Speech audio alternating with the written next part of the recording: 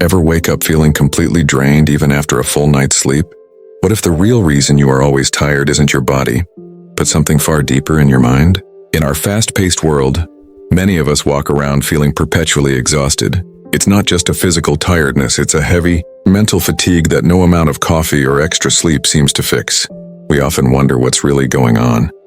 Today I want to share a powerful story that reveals a simple, yet profound secret about where your energy truly goes, and how you can reclaim it, not by sleeping more, but by changing how you use your mind.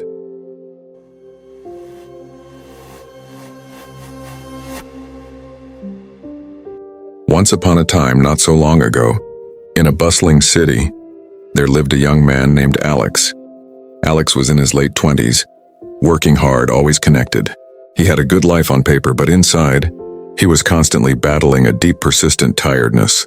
He'd wake up feeling as if he hadn't slept at all. His eyes would feel heavy, his limbs sluggish, and his brain felt foggy, like it was constantly wading through thick mud. Alex tried everything.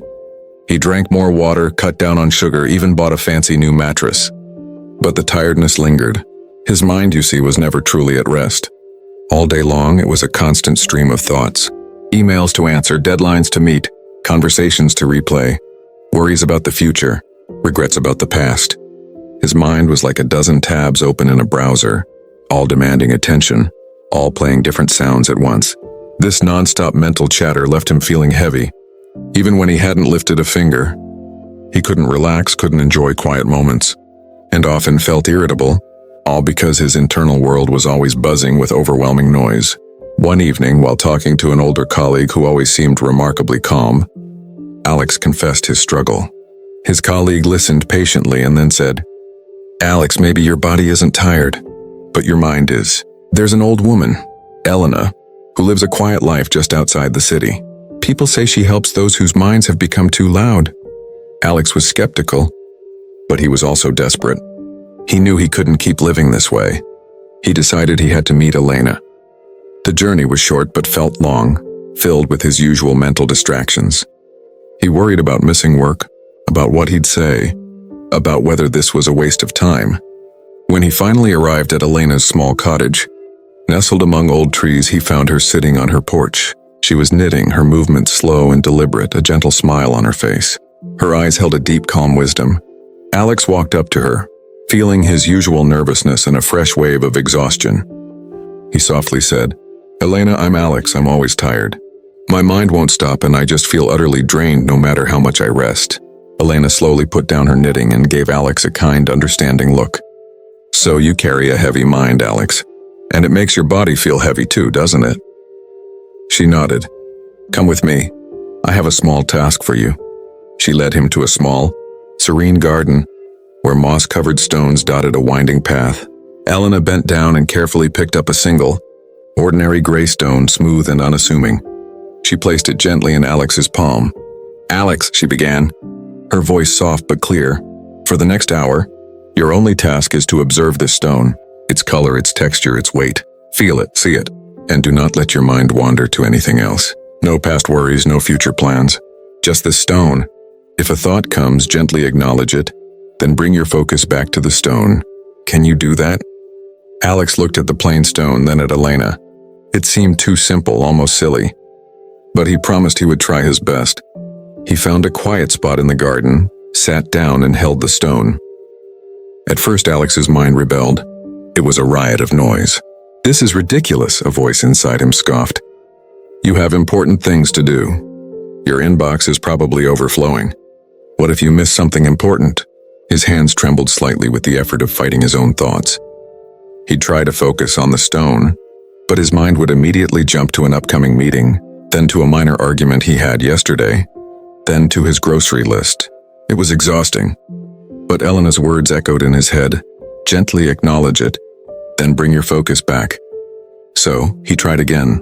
He felt the stone's coolness, traced a faint white line running through its gray, noticed the tiny imperfections. Slowly, painstakingly, the external world, and more importantly, his internal mental chatter began to recede. The sounds of birds in the garden, the gentle breeze, they were there, but his attention was locked onto the stone. He started to notice subtle details he'd never seen before. A faint sparkle, a slight indentation, A strange quietness began to settle within him, a feeling he hadn't experienced in years. The hour passed, not with a rush of thoughts, but with a gentle unfolding of presence. When Elena returned, she found Alex still holding the stone, a contemplative look on his face. "How do you feel, Alex?" she asked, her smile warm. Alex took a deep breath. I feel different. Not tired, not exactly, more peaceful. But my mind fought me so hard at the beginning," Elena nodded. "And what happened when you fought your mind, or rather, when you simply brought your focus back to the stone?" she inquired. Alex thought for a moment. The other thoughts, the worries, they just faded away. There wasn't space for them when I was truly seeing the stone. I wasn't thinking about my emails or my worries. I was just here. Elena smiled gently. "That's it, Alex, that's the secret. Your tiredness wasn't from doing too much with your body. It was from thinking too much with your mind.